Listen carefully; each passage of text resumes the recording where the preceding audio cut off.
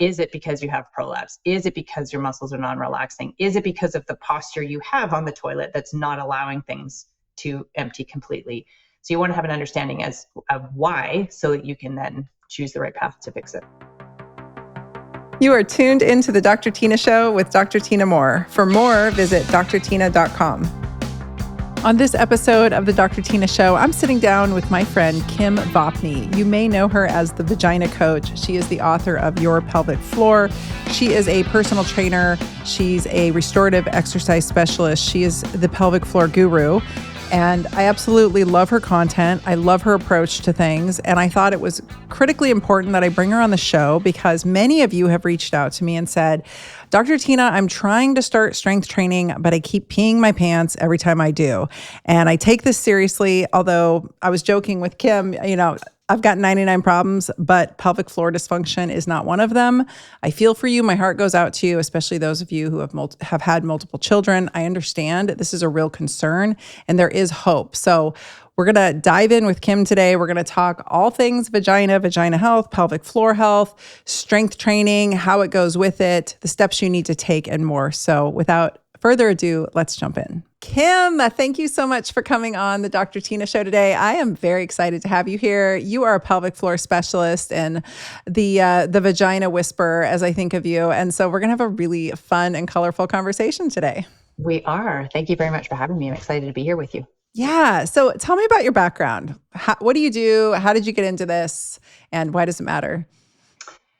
I'm a personal trainer. And I grew up always with a fascination of health and wellness. And when I saw my mom stop exercising, I was asking why. And she said, it's because of your brother and you. So of course, then she kind of elaborated. And basically she had developed stress urinary incontinence after childbirth. She had chronic back pain. She had a tummy that wouldn't flatten. And so witnessing this, coupled with a childbirth video that I saw in 6th grade, this was just not something I really wanted to participate in. So I grew up very adamant that I was never going to have children, but always had this fascination with health and wellness. So fast forward, I meet my now husband, and his sister-in-law brother and sister-in-law allowed us to witness their birth. And that was the first time I had seen anything different than what we see in the media. The people with the knees at their ears, somebody telling them to hold their breath for 10 seconds, but that whole thing, screaming, yelling, the drama. And this was the complete opposite to that. And so that was a really, it sort of planted a seed because I wanted a family, but I just didn't want the effects that my mom had dealt with. So I thought, okay, maybe I'll become pregnant. Maybe I'll have a cesarean. Maybe that'll protect my pelvic floor. I didn't even know the term pelvic floor at the time. I just kind of thought of it as my vagina, and I didn't want my vagina to break. And that was that, right? And so then the following year I'm pregnant. Now I'm thinking, okay, now I really have to be thinking, how is this babe going to come out of me? My midwives had recommended a biofeedback device to me called the Epino, which is from Germany. And this was designed by a German physician who was in Africa, and he was using gourds. Sorry, he wasn't. He was witnessing women using gourds of increasing size to prepare their pelvic floor for birth. And so we thought, well, that's a great idea, but that's not going to fly in North America. So how can I make this more mainstream? And he worked with physios and midwives and other physicians and created a medical device. Epino stands for no episiotomy. So the intention was, can we reduce tearing? Can we reduce episiotomies, with the intention of, that's not going to prevent all pelvic floor dysfunction, but it would be playing a role in helping people connect with their pelvic floor before birth. So used one, had a great experience. I didn't have any tearing, and I thought, well, I'm good. I didn't tear, so I'm fine. And then I used it for my second. And after my second, I developed stress urinary incontinence. And I thought, well, how is that happening? Because I didn't tear. And that was my limited knowledge at the time. And then I started to learn about pelvic floor physical therapy. And a lot of what I was seeing them do was very fitness oriented. So being a personal trainer, I was saying, okay, well, can I apply fitness principles to this group of muscles called the pelvic floor? And that's how things started. And initially it actually was, I started selling that device. I became a Canadian distributor for that product. I started an e-commerce store. Then I started to look at, I was working with mainly pregnant women wanting them to get this device. And I wanted them to have the information ahead of time. So I created a program called Prepare to Push. And it was all about training for birth. How can you reduce the likelihood of tearing? Then I saw, okay, well, I'm doing all this work, but now we don't give any regard in North America to postpartum recovery. So then it was investigating what other cultures do around the world. And I ended up forming a second business with 2 other women. One was a pelvic floor physical therapist. That was called Bellies Inc. And we manufactured our own postpartum wrap, because a lot of cultures use abdominal wrapping or abdominal binding as a way to help heal, or they say close the body after birth. So we wanted to make that a bit more mainstream. We wanted to couple it with exercise. That was the second business. Then started to go through my own perimenopause, menopause, shit show. And that was then a whole other chapter of pelvic floor that I was learning again. So it was kind of, this business has really followed my journey with pelvic health as well. All of it surrounding fitness to the pelvic floor and how we can optimize not just the movement we do, but the food, the building blocks that we consume, the sleep, the rest, the anxiety, the postures, all the other things that also influence the pelvic floor. So that's kind of how it started and how it has evolved to where we are now. I love it. I love it. So it's your story as we go along here. And I mean, that's how so much of our work is, right? Like it's the challenges and the hurdles that we have and we face. And then I think God always gives us the work that we're supposed to be doing. It's whether we choose to listen or not, it gets sort of gets put in front of us until we hear it. I was joking before we got on here. I was thinking, because I ran up to go to the bathroom and you said, tell me how many seconds that you pee and then I'll tell you what it means. And I was thinking on the way up, I was like, I got 99 problems, but a pelvic floor issue ain't one. Thank God I will say, like, I am graced, knock on wood, because I am just stepping from perimenopause into, I'm like right at that weird spot, but still cycling. But don't wish that upon my worst enemy, because as a chiropractor myself, I've seen a lot of it and I've tried to help treat it. I've worked with a lot of pelvic floor therapists in Portland. We seem to have a plethora of them. At least we did for a minute there when I was back in my big practice, and did a lot of injections actually, because I was the token injection therapist. So I was doing a lot of injections in that area to try to deal with, just hypertonic muscles, trigger points, things like that. All kinds of tools I've gotten in there with, and like the TheraWand and different things to try to work some of the musculature. But it's a real pain in the bottom for these women, and they suffer, and it's not fun. And it does hinder not just regular activity, but especially the very active women who like to throw the big weights around. Like it becomes quite problematic. So why is the seconds it takes me to pee? What does that mean? So a lot of people especially people who have started dealing with pelvic floor dysfunction, will start to kind of unknowingly develop habits that they think are being protective or compensatory, but they end up creating other issues. And one of which is peeing before they really have to. So they're like, well, I'm going to go in the car, I might as well pee. I'm going to go shopping, I'm going to pee. I'm going to leave my house, I'm going to pee. I'm going to go to my exercise class, I'm going to pee before my class. And you start to pee preemptively, and then that trains the bladder to signal before it's actually full. So if you're peeing a good steady stream for 10, 15-ish seconds, not saying you couldn't pee longer than that, but that's pretty indicative of a full bladder. So it's about 1.5 cups of urine that would be indicative of a full bladder. The bladder can hold more than that if you really, sometimes you can't, and you need to keep holding, and it has the capacity to hold, but that would be an appropriate amount of urine to come out when you're going to the bathroom. But if you're going pee and it's like 3, 5, 7 seconds, sometimes stop and start flow, that's an indication of people preemptively voiding. You're getting a signal inappropriately. You're getting a signal when it's not actually full. And that is what is going to then train your bladder to just keep doing that. And it'll start to do it at night, and you'll be waking up multiple times at night. So yeah.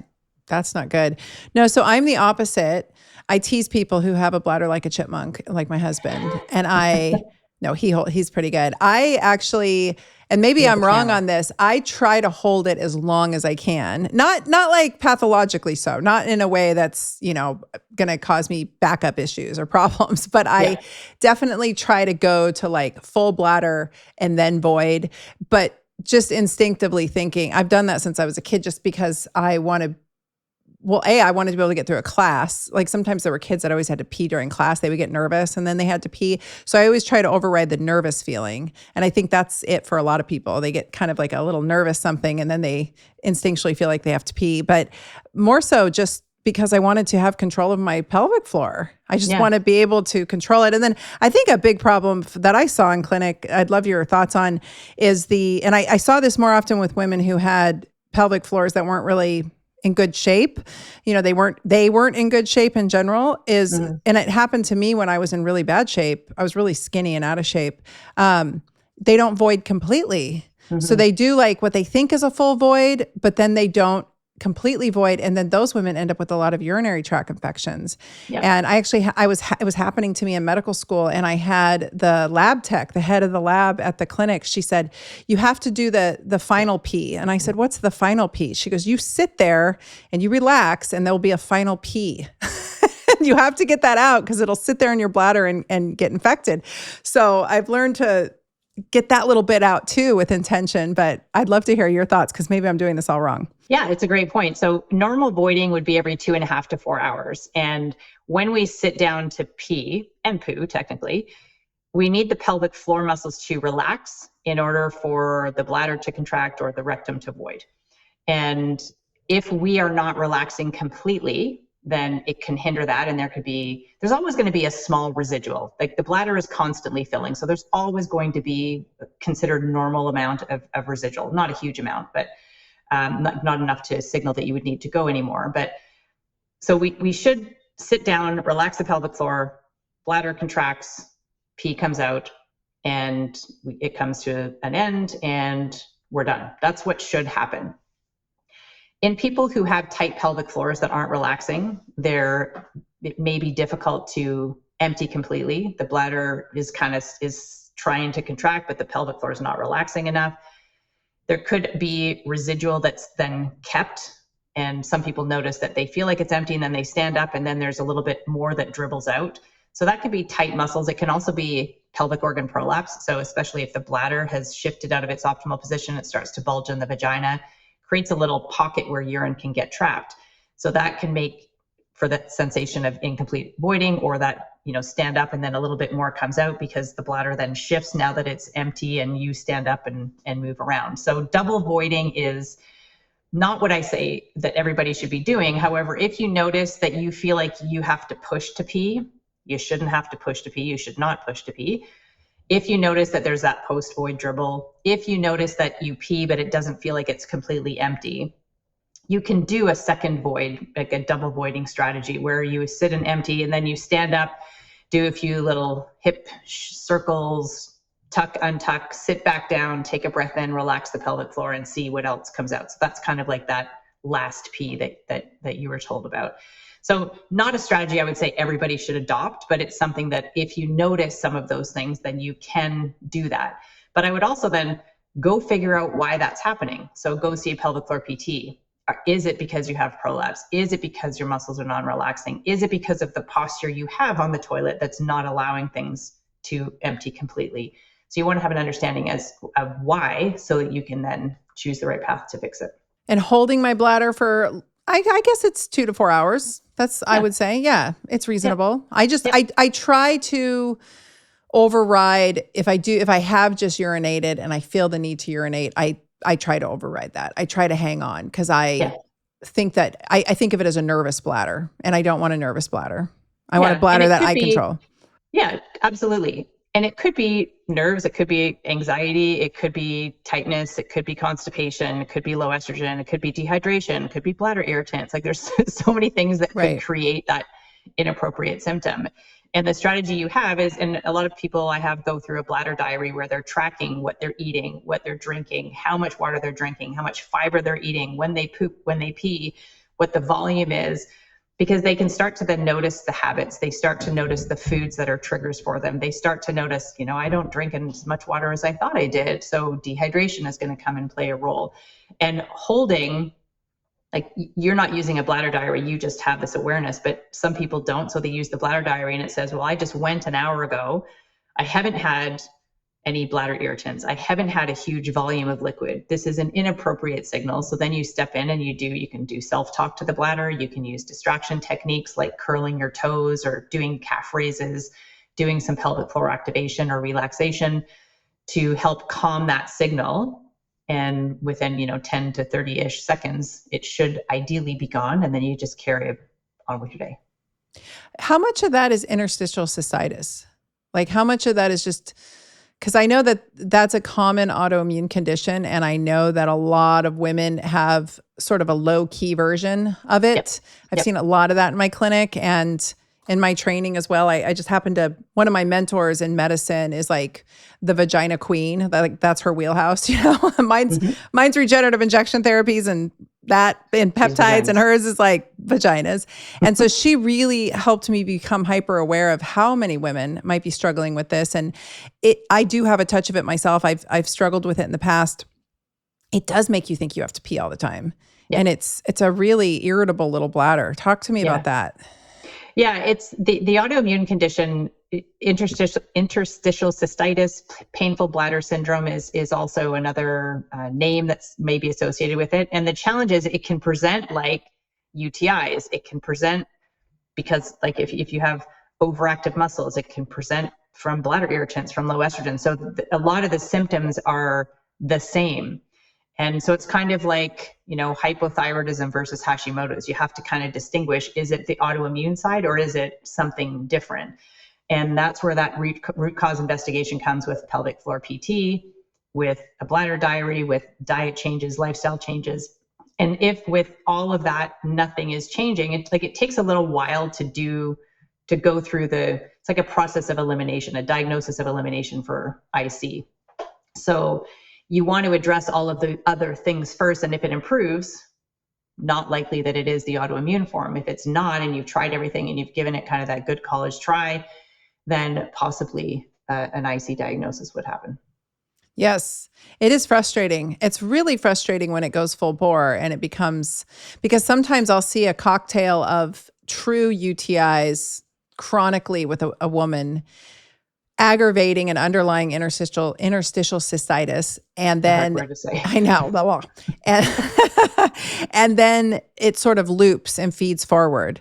Yeah. And so they'll get on a regimen of antibiotics that they feel like they constantly need. And honestly, the thing that breaks the loop the best is getting their nutrition dialed in and getting some estriol up on the vag. Yeah. Like that seems to, even in young women, I will put this out there, and I don't know if you've seen that too, but even in women in their 30s, especially women who've lost a lot of weight and have gotten very lean all of a sudden and start complaining of you. I've seen that so many times. Women in their 20s, I've seen that in. Mm-hmm. They have a tremendous weight drop off, usually because of some kind of unremitting stress. And then they are like a relationship ends, or they're nervous. They're nervous. Their bladders are irritated and they're constantly getting UTIs, and it becomes a vicious cycle. And the more infections they get, the more the interstitial cystitis acts up, and it's a mess. So talk to me about that.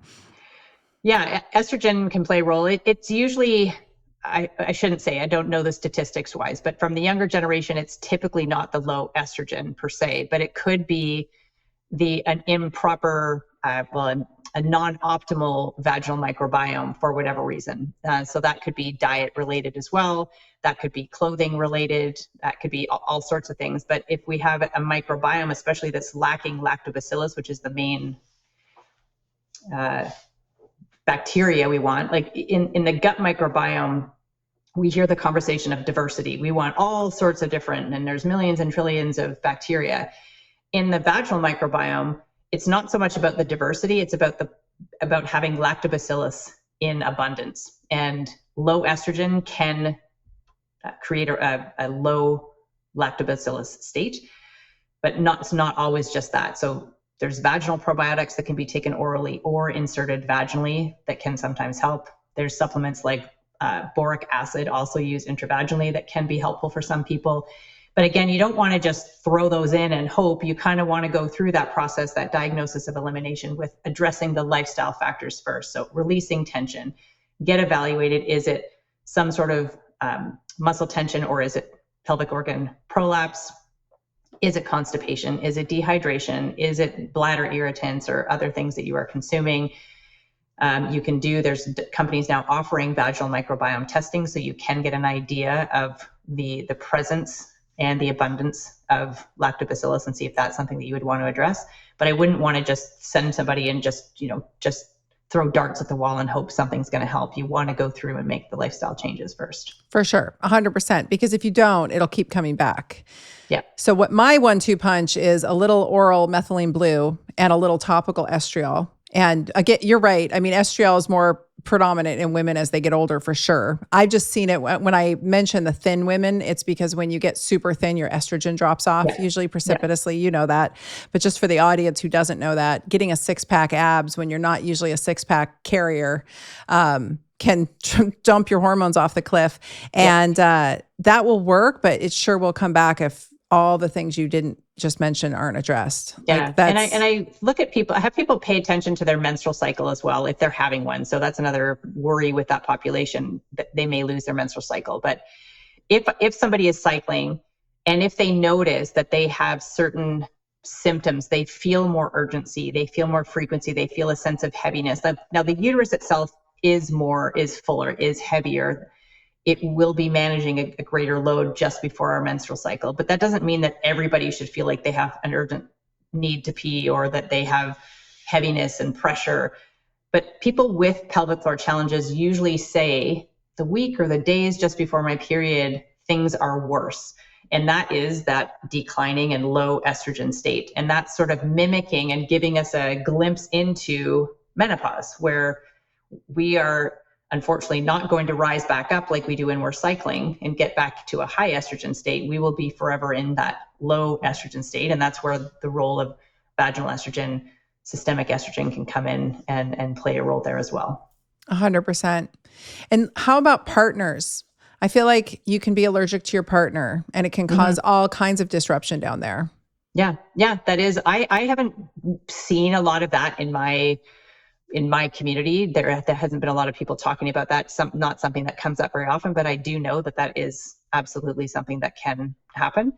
And infection can be passed back and forth between partners as well. So if you're, if one person's being treated, then the other partner should be treated as well for something.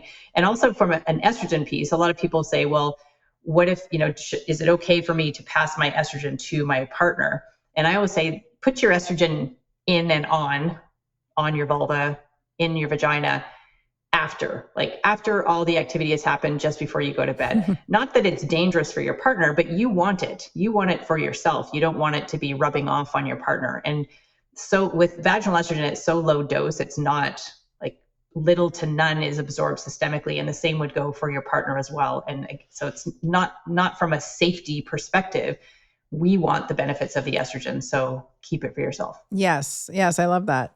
I think the vagina knows. I think that when the vagina is rejecting a partner, I've seen this in marriages. I've seen marriages that have completely fallen apart and the vagina starts rejecting the whole thing. The vagina that poor woman starts ending up with frequent infections, or she ends up with vaginitis that isn't, it might even be just an overgrowth of her normal flora. It's not even a pathologic infection, and it's like atrophy. I've seen vaginal atrophy in plenty of women in their 30s, which is shocking, That is shocking. We could throw some estriol at it. It's probably some systemic low estrogen from chronic stress or whatnot, or maybe it's usually transient. But I just always wonder, why is the vagina rejecting the partner? Maybe this is not to be. And I don't know. I tell my lady patients, if your vagina is chronically an issue with a partner, there's probably an issue. Maybe this isn't the partner.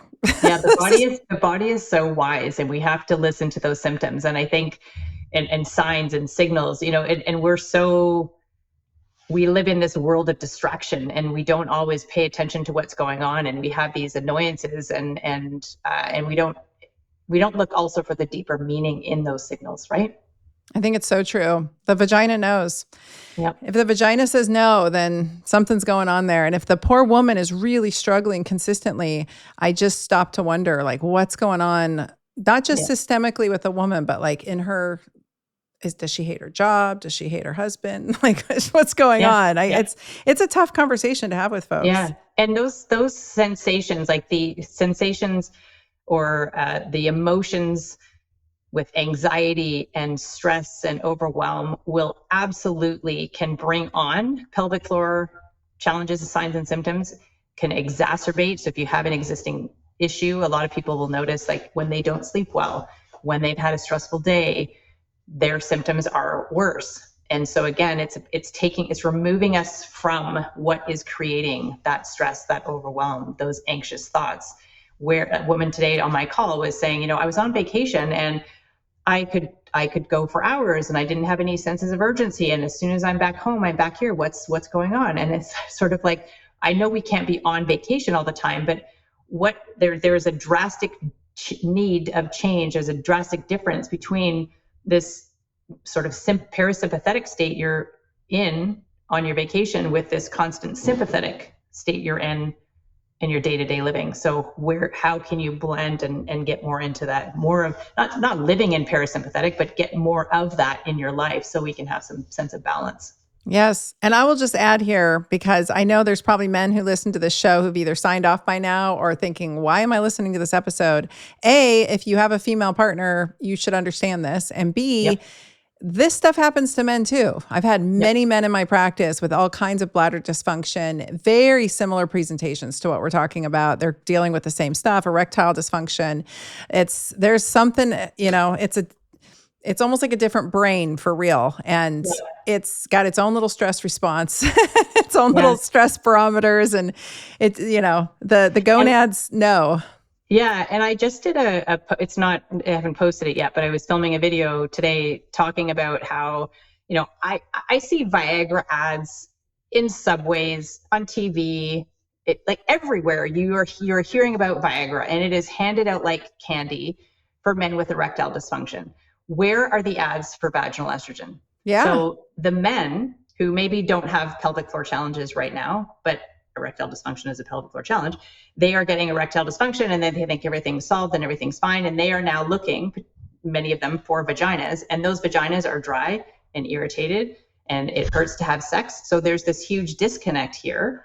And when you were talking about marriages breaking down, marriages can break down because of pelvic floor dysfunction, because of genitourinary syndrome of menopause. So we need to level the playing field here, and we need to have equal access, and be informed of what's available for us, not just hearing about all the glorious things that are available for men. I didn't even realize, honestly, I've been practicing in a bubble in Portland for a decade plus, having no clue. Like, I didn't realize that other doctors weren't giving out HRT the past 20 some years. I didn't realize that Women's Health Initiative scared the majority of doctors off, and that our entire generation and the one ahead of us just got completely screwed. Yeah. Like, I didn't realize that. And so to me, it was like common knowledge that I use estriol, but there's estradiol that's available, that's FDA approved for vaginal use. And I use testosterone vaginally. I use DHEA vaginally. I put progesterone up the vag. I mean, the vagina is great. It absorbs all kinds of things, and it's very efficient. And I had no idea that this wasn't sort of standard. I mean, I knew it wasn't standard medicine, but I did not realize until I went online and grew my platform how completely clueless women were about this, because the doctors were clueless or they just weren't using it. And it's like, ladies, I'm here to tell you 100%, you can believe me or not, go research it further. Vaginal estrogen, even if you've had breast cancer, vaginal estrogen has been shown to be safe and effective for this condition, for the atrophy, the dryness, the pain, the chronic UTIs. And the worst thing was my elderly patients. I had these wonderful women in their 70s, 80s, and 90s who would get chronic UTIs. And unfortunately, in that population, they don't always notice symptomology. So they may not have pain. Like when I get a UTI, the world is ending within 30 minutes. It's pretty aggressively painful. For them, they may not even feel anything until it's manifested into a kidney infection. And even then they don't feel anything. They just get sepsis.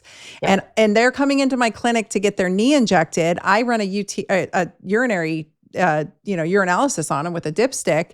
Their leukocytes are sky high, and I'm sending them off to the hospital because they're delirious. Yeah. And it's crazy. And I just think if they just would use the estriol cream and they don't want to, but I've given it to them. I had a woman the other day on Instagram tell me her husband died. She's in her 60s. Since her husband died, she hasn't been having, it's kind of a use it or lose it area.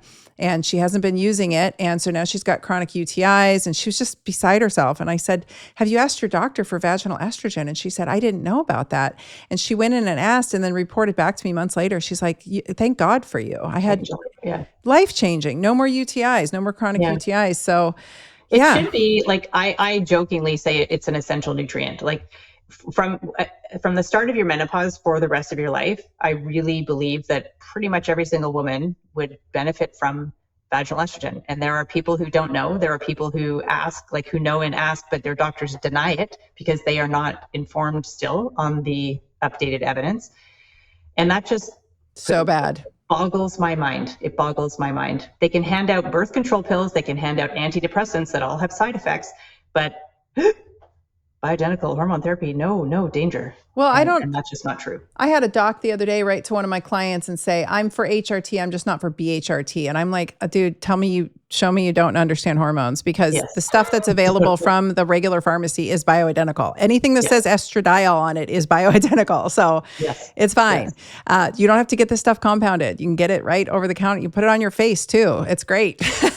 But I would even be so bold as to say we should be screening women. I mean, the reason I keep bringing this up is we should be screening women sometimes in their 20s, definitely in their 30s, especially after childbirth or major stressors. I see women going through divorces, whatever it is in those years. In the 40s, there's just these moments where you need estrogen sometimes. So you might use it for even a few weeks and then not need it again for a few years. But if you don't use it when you need it and your doctor's not educated on this or identifying it, I'm not blaming the doctors and I'm not blaming the patients. I'm just trying to let everyone know there's these blips of time where, especially if you lose a lot of weight really quick, you might need a little help through that. If you don't, you can get into these chronic cycles we're talking about.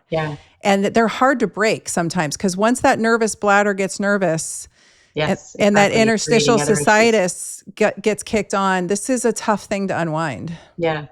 And that I mentioned earlier, genitourinary syndrome of menopause, there's now another term, genitourinary syndrome of lactation. Again, that kind of low estrogen state where postpartum, our estrogen plummets and there's the hair loss and like we all know, and vaginal estrogen, that's another prime time for the use of vaginal estrogen. And I kind of want to also add to that is estrogen is one component. So we benefit from estrogen. We benefit from moisturizer, like we moisturize our face. We can use vaginal moisturizer and also lubricant for sexual activity with or without a partner. And all of them play a unique role. Estrogen is not necessarily a moisturizer. Moisturizer is not going to replace your estrogen. Neither of those are going to act like a lubricant. So we need all three for different things.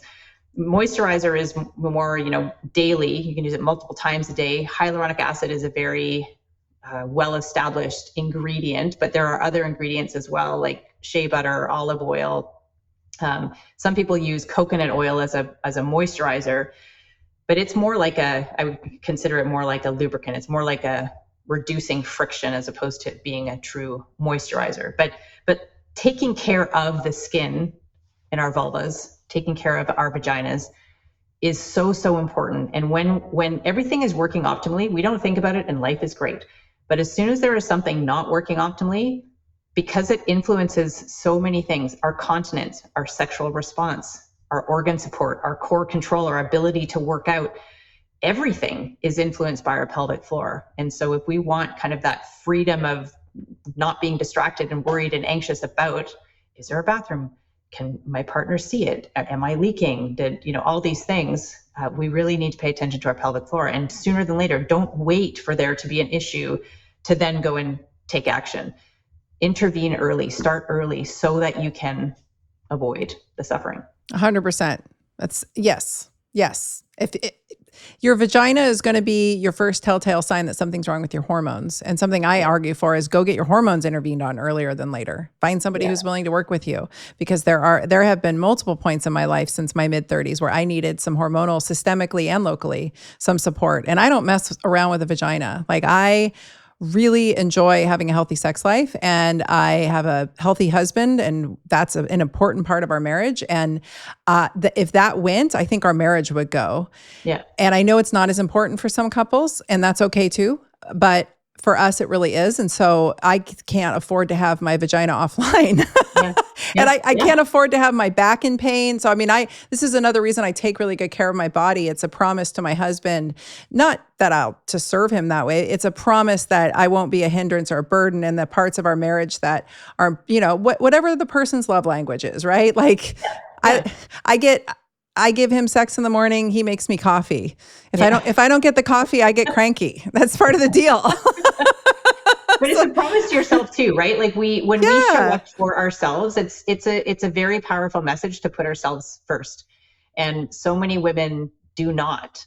And everybody else's needs come first. And a lot of the people who come to me in my community are now, sometimes their marriages have broken down, maybe not, but it's like, oh, the kids have left the house, or some people have never even had kids, but now they're retired. And so now that they've had all of these years of suffering, maybe they've sought some help. They've probably been offered drugs and surgery. Some of them have gone down that path and the problem is still there, or they have a new problem because nobody has told them about how to functionally train and the muscles and how to, like, constipation is a major one. So many people are struggling with constipation, and that sometimes it's pelvic floor dysfunction that's creating your constipation, but a lot of times it's constipation that's now creating your pelvic floor dysfunction, your urgent need to pee, the frequency, the pelvic organ prolapse.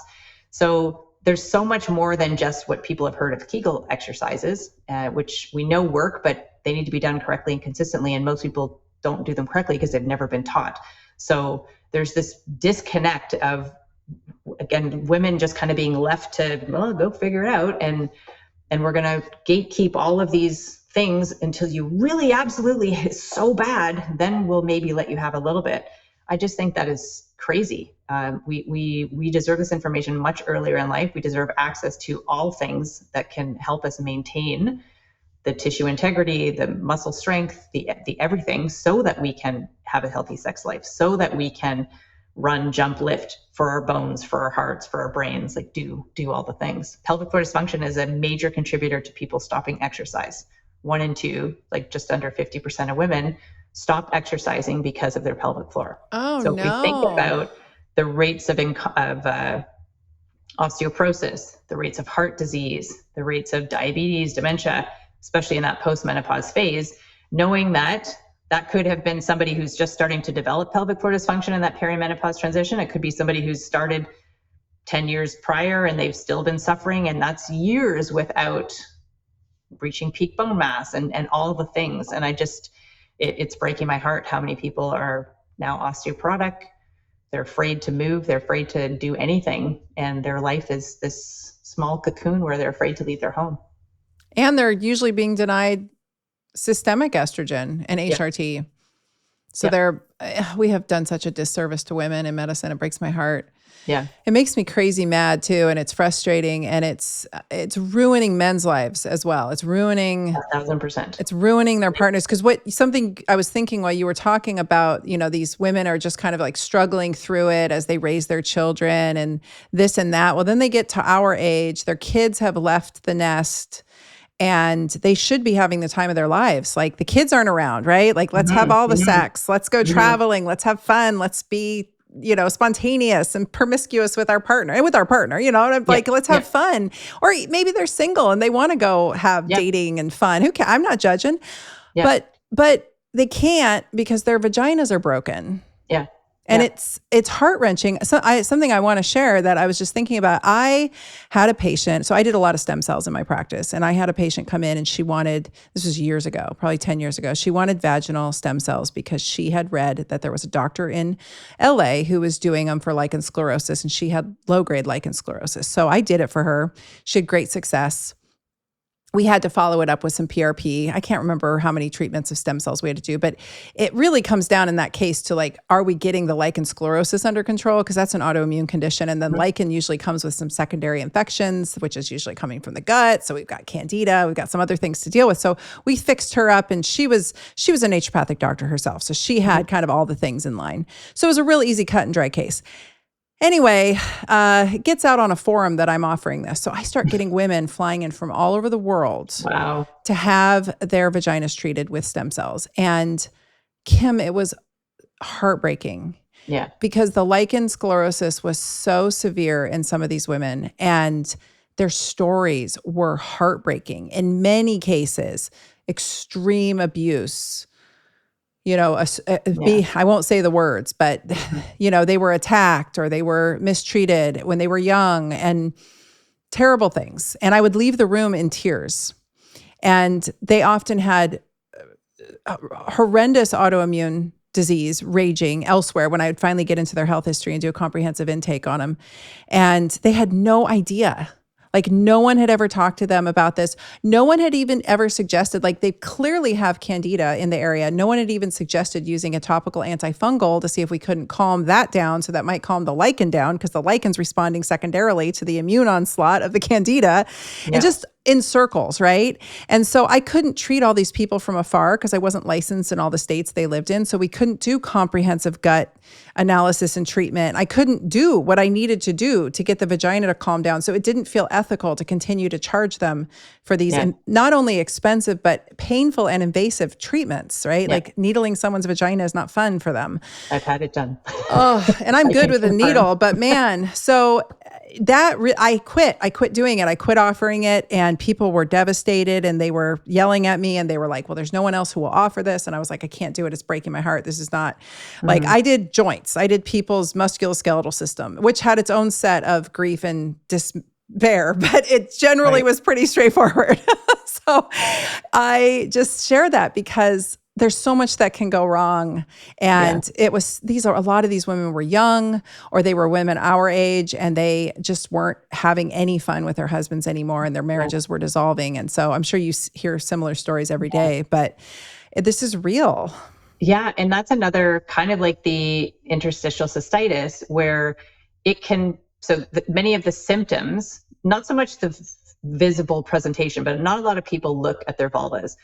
So they may be experiencing itching, burning, pain with sex, bleeding, which can be genitourinary syndrome of menopause as well. And if you're not working with a practitioner who is looking deeper, and I don't mean just like deeper into the vagina, but just unraveling all of the layers, it could be missed. Lichen sclerosis can be missed because, again, it presents similarly, and it's not something that people are being screened for.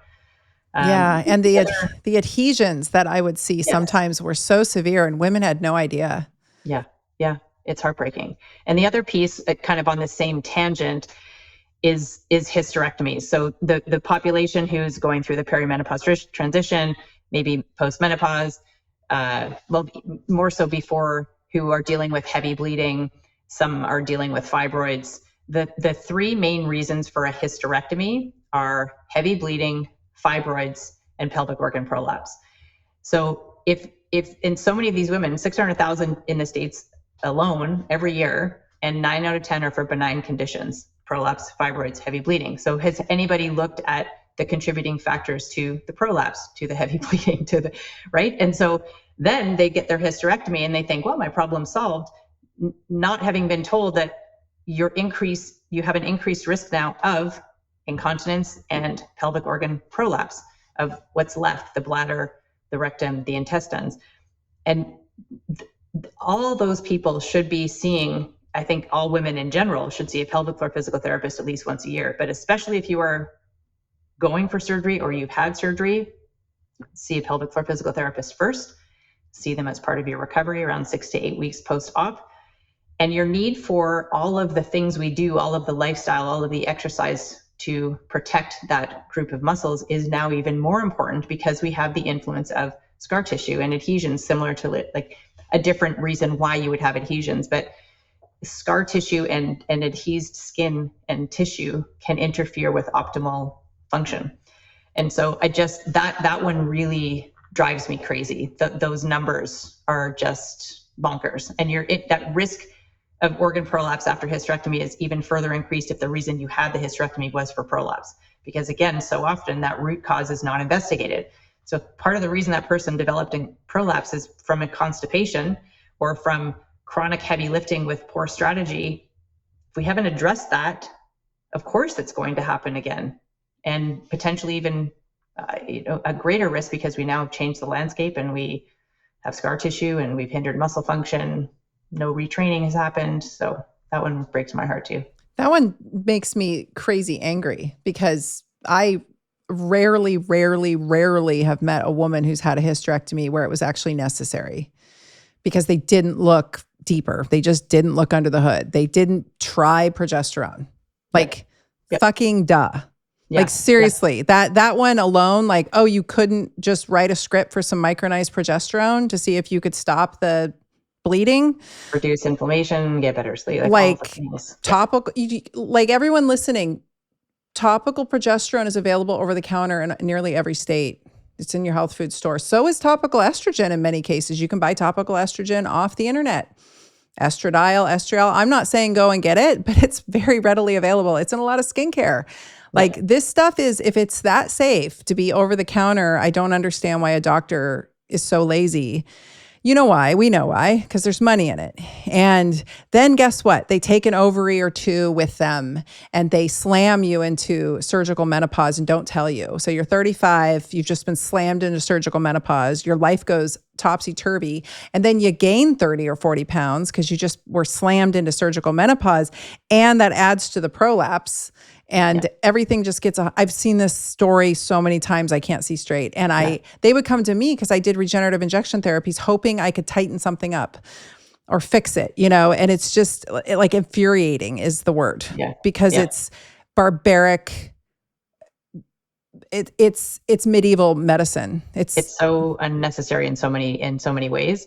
There are times, I have a friend right now who she has cancer. She needs to have it removed. And there's no shame in that. That is absolutely a necessary intervention. Yes. But having the awareness of pelvic floor PT ahead of time, pelvic floor PT is part of your rehab, the ongoing pelvic floor maintenance, and also speaking with a surgeon and asking them, if you're taking especially my cervix out, how are you resuspending the top of my vagina?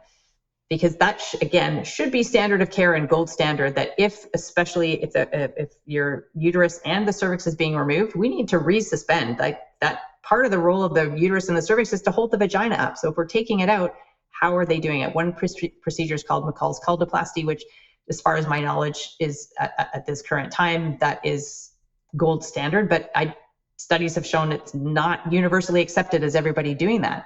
So make sure if you are scheduled for hysterectomy, talk to your surgeon and ask them, how are they resuspending the top of your vagina? Yes. I've had to do injections on those surgical sites intravaginally post-surgery. And it's literally it's just a canal that tapers. Like when you're looking at it from the inside, it's just a canal that tapers into nothingness and it just kind of falls down. Yeah. Vaginal and they are literally like shoving. It's infuriating. I have no words. I hadn't even thought of any of this when I was getting on the call with you, but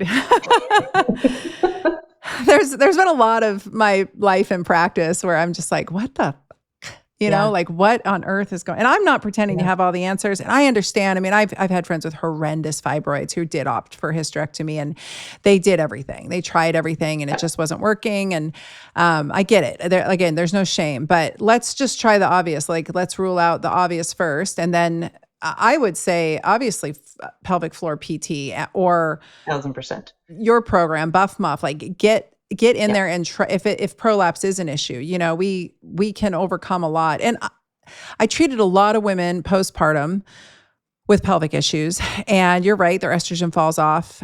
Another phenomenon I saw happen a lot, just to bring it back to the vagina, was these women went into their relationships and their marriages on birth control, and birth control sort of messes up your sniffer.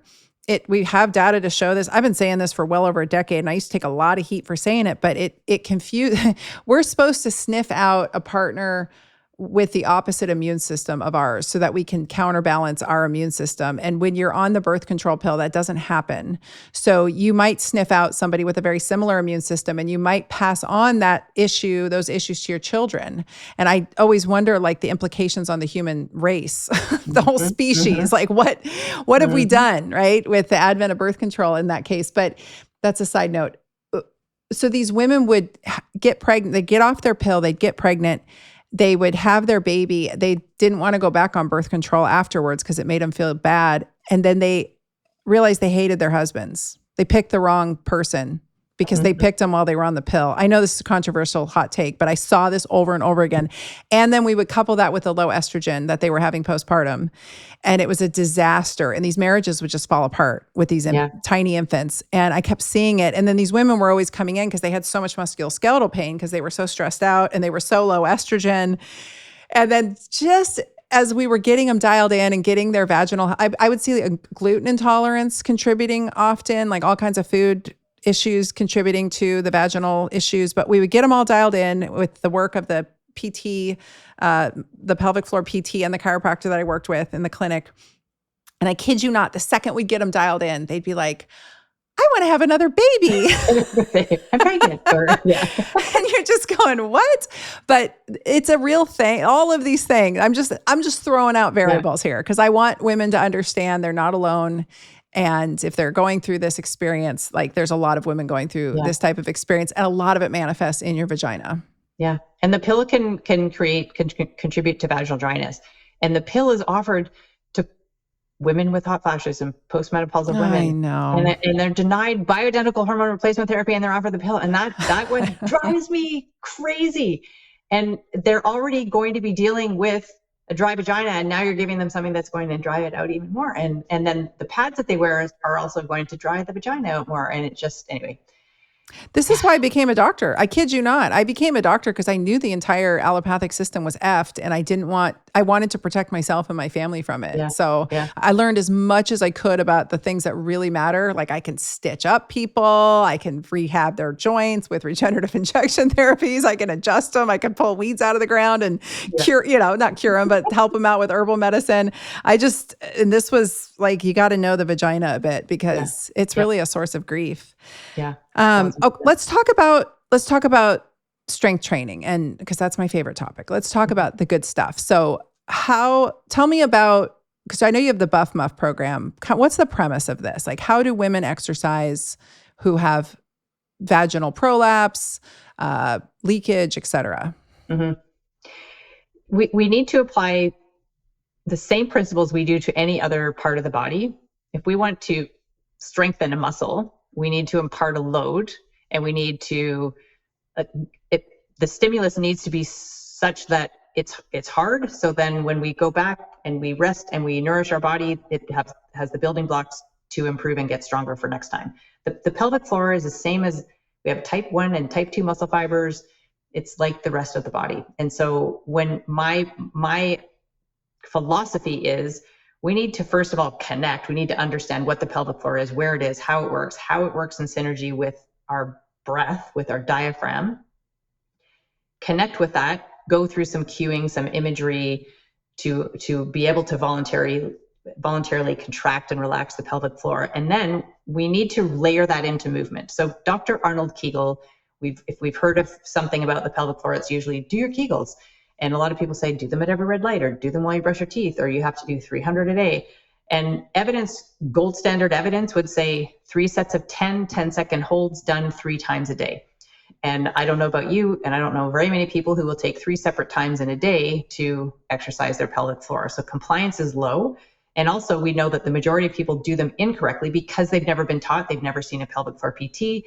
No one's evaluated their pelvic floor to see if they're doing them correctly. So we have these Kegels that work when they're done correctly, consistently. No one's doing them correctly. And they're also, even if you are doing them correctly and consistently, it doesn't translate into when you're at the gym and you do a deadlift and you leak, or when you're running, you leak. Sitting in a chair or lying down in bed or sitting at a red light and doing your Kegel exercises will only take you so far. We need to train the pelvic floor with movement, being upright against gravity, under load, with impact. We don't just start there. We have to, like anything else, we have to progressively overload and get ourselves there. The pelvic floor is, as I said, so many women stop exercising because of their pelvic floor, either because their symptoms they notice their symptoms more, they think they're making it worse. Some people are even told, oh, you can't lift anything over 10 pounds because you have a prolapse, which is horseshit, really. Like that is bonkers to me. So and there's no evidence to say that. And there never will be, because 10 pounds to one person is light as a feather. 10 pounds to another person is hard. And so there's never going to be a weight, one specific weight that is too much for a pelvic floor, because it's really dependent on that person and that person's execution and that person's training and history and so many different variables. So that is bonkers to me. And also, in the effort of trying to preserve the pelvic floor, now we are putting this person at risk of sarcopenia, osteoporosis, cardiovascular disease, diabetes, because we're not exercising, we're not moving. So fundamentally, we need to first have the knowledge of the pelvic floor, understand what the contributing factors are, what are the root causes of why you're struggling with incontinence or urgency or prolapse or back pain or pelvic pain, painful sex, whatever it is, and change those variables, and then start the exercise appropriate for you. And a lot of what I begin with is releasing tension. So many people have tight pelvic floors and they think, well, how could I leak if my pelvic floor is tight? Or how could I have lack of organ support if my pelvic floor is too tight? It doesn't make logical sense, but any muscle that is too tight doesn't have good blood flow, doesn't have, there's no circulation. It can't generate as much power as it can because it's in a shortened, tight state. It gets fatigued very easily. So when called upon, its reaction time is delayed and it can't generate the force to meet that cough, sneeze, laugh, jump, whatever it is. So releasing tension is a really integral and always the first place to start. And a lot of people who, they've never even tried that. They've tried some of the exercises and they think, oh my gosh, I can't believe how much tension I have been holding in that part of the body, when they've never even paid attention. So we release tension, connect with the breath. We use visualization and imagery because it's part of the body we can't see. We can't go to the mirror and flex our pubococcygeus muscle. And there's multiple layers of pelvic floor musculature. We see our external genitalia, but not the inside. So we need imagery and cueing to help us connect with. One of the most popular cues is, imagine picking up a blueberry with your vagina and your anus and then putting the blueberry back down. And I often will cue people to put the blueberry down as a whole blueberry and not as juice, because again, people think like, because I'm leaking and because I'm quote unquote weak, I need to do like the hardest Kegel I've ever done in my life. So they think of max contraction all the time. Some people will benefit from that strategy and it can sometimes elicit a greater relaxation response, but the blueberry is intentional. It just needs to be a gentle. You got to grab it. Yeah. And lift it up. That's the other piece that's missing. It's a come together and bring it up. Yes. I tell them a walnut. I tell them whatever you want. Grab the walnut and suck it up. And the up is important because most people interpret Kegels as a squeeze, and they will often squeeze their butt cheeks. They will squeeze their inner thighs. They will sometimes even bear down and hold their breath, and they think they're doing it correctly. But that pressure downwards or not accessing the pelvic floor that's the reason why Kegels don't work. Right. So you pick something up, you put it back down, you repeat that. Then we need to layer it into movement. So we start with something simple like a pelvic tilt or a bridge. Then we're going to get more upright into a kneel, tall kneel, squats, lunges. Then we're going to start to load that. So we're going to do some loaded squats. We're going to do some jump squats. We're going to do some barbell bench press. Incorporating, I call it the core breath. So when we're learning how to activate and relax the pelvic floor in synergy with the diaphragm, with the breath, pelvic floor is part of the core. We're using our breath. So I call it the core breath. We bring that into movement. And now once we get to it, like I do a 28-day challenge, which within that period of time, within 2 to 4 weeks, we've retrained the pelvic floor to react at the right time with the right amount of force, and people can be symptom free. That doesn't mean we're cured and okay, I never have to pay attention to my pelvic floor ever again. That's the first step. Now we need to add a little bit more resistance. We need to apply the principles of progressive overload like we do with anything else, and keep doing it for the rest of our life. And people are like, oh my God, I have to do this for the rest of my life. Yeah, you do, unless you want to suffer. You choose your heart. Yep. Is it harder to show up for yourself 10 to 15 minutes a day and pay attention to your pelvic floor? Or is it harder to be in diapers, not able to participate in life, not enjoying sex, leaking in diapers in a nursing home? Yes. I will. I want no diapers. Same. I want hot Not sex interested. and no diapers. Yeah. There's a good book title, Hot Sex and No Diapers. I think about these things. Oh, that's why I have a hot husband. His job is to stay hot. Yeah. Well, I'm watching my parents age right now, and that is me too. Very powerful motivation. Very, very powerful motivation. It's brutal. It really is. I love my parents so much, but to see them, could become living in a weakened state just overall and refusing to exercise, refusing to go to the gym, I will fight it every step of the way. Yeah. It's not, I'm so glad that we're seeing doctors like, Dr. Vonda Wright, and I've been beating this drum forever, as I know you have. And I'm glad that people are finally, with some bigger accounts, making the argument for strength training, but it's still too little too late. And a lot of it revolves around this conversation around hip fractures, which I think is a great thing to scare the bejesus out of people with, because it's real. Like, it is really the kiss of death. However, I think that most people don't see themselves as getting a hip fracture. That seems so extreme. But when you're 35, 40 and you're sneezing and you're peeing a little bit, that's the beginning. That's telling you something. And the standard of care is to allow that pelvic floor to become even more deconditioned, this 10-pound bullshit. Like, it is horse shit. You said it. And you become more and more and more deconditioned in this traditional allopathic system. And I'm over here telling you the same thing that Kim is telling you, which is you have to fight like hell. Yes. I'm just fighting like hell to stay. Get into the machine. Yes. Right? Yes. It's not, this is the hip fracture's the end of the story, because you're probably not going to make it through that. If you do, you're not going to come out well. But there's this whole in between that you have to live, right? Yeah. And advanced prolapse is an independent risk factor for hip fracture. I did not know that. There you go. Yeah. It's for real. I have to tell you a story. My friend, he grew up in Kenya, and he said that his grandma literally would sneeze and her uterus would fall out. She'd have to, she had 8 or 10 kids. She had to shove it back up. And I hear that all the time. He would tell this story like it was so funny. And I just remember, I'm like, oh my gosh, that sounds, it was in medical school. He's a colleague. And I was like, that sounds and there terrible. are some people who there's a generation of people who just did that. They're just like, well, you just shove it back up and carry on. And I've experienced prolapse, and I definitely found it very challenging to just carry on. And again, there are options for situations like that.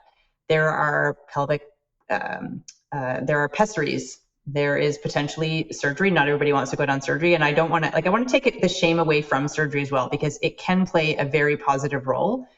It just shouldn't be the first line of defense that people are sent down the path right away. We have to look at all of the other conservative things, like pessaries, like vaginal estrogen, like PRP, stem cell therapy, like hypopressives. That's an exercise technique, very powerful for prolapse, like pelvic floor muscle training, pelvic floor physical therapy, avoiding constipation, all of these things. And then if you've done all that and you get to the point where it's interfering with the quality of your life, and maybe for this woman it wasn't, I could tell you if that was happening to me and I had tried all the things, I would choose surgery at that point to change that, because I'm not prepared to suffer like that, but I'm making an assumption that she was suffering. Maybe she wasn't. But yeah, there's a lot of people that deal with that and put it back up. And I hope somebody's offering you estrogen. I hope somebody's offering you pessaries. I hope you know how to do pelvic floor muscle training, and you can make improvements. People have had very advanced prolapse, never completely reverse it. Once it gets to that stage, you're not reversing that, but you can improve it for sure.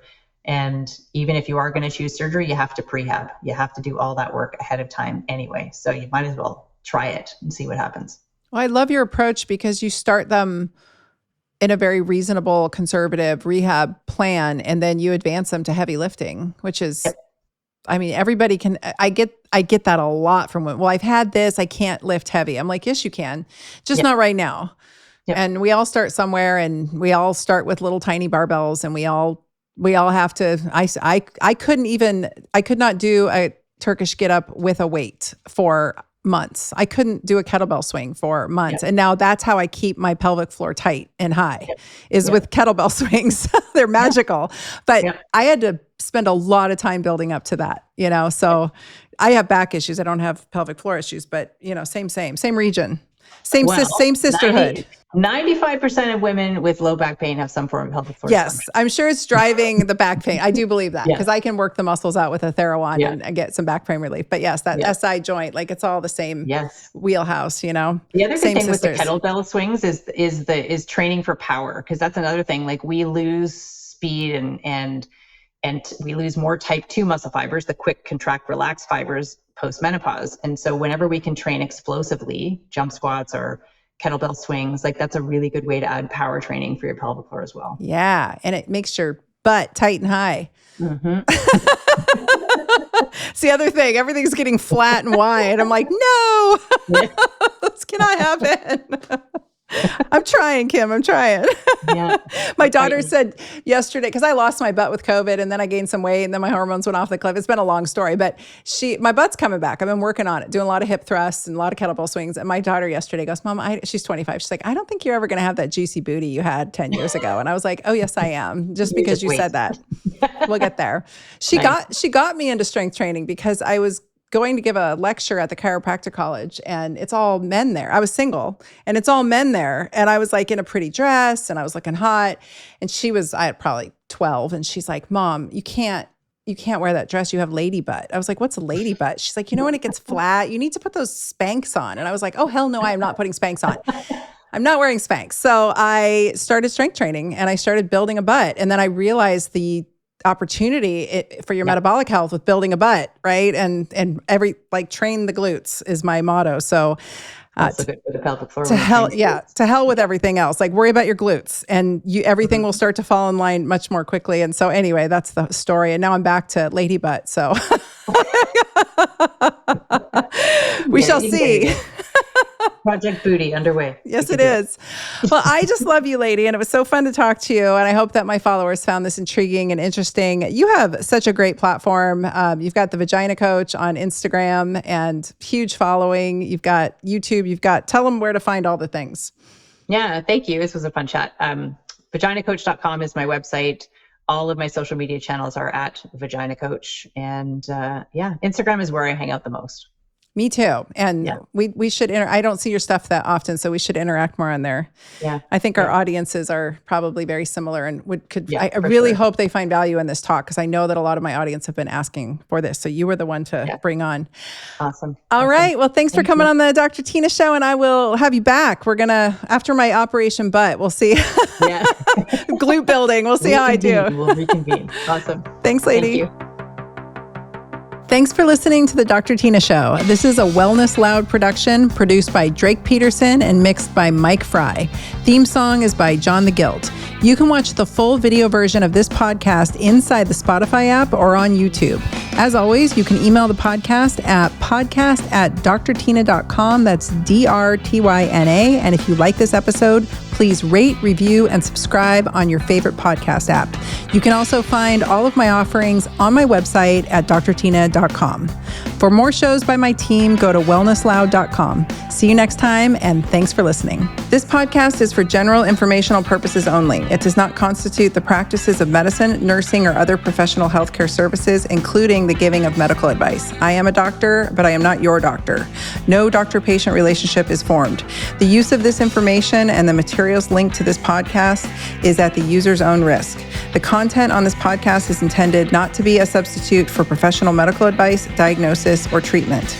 Users should not disregard or delay in obtaining medical advice from any medical condition they have, and they should seek the assistance of their healthcare professionals for any such conditions.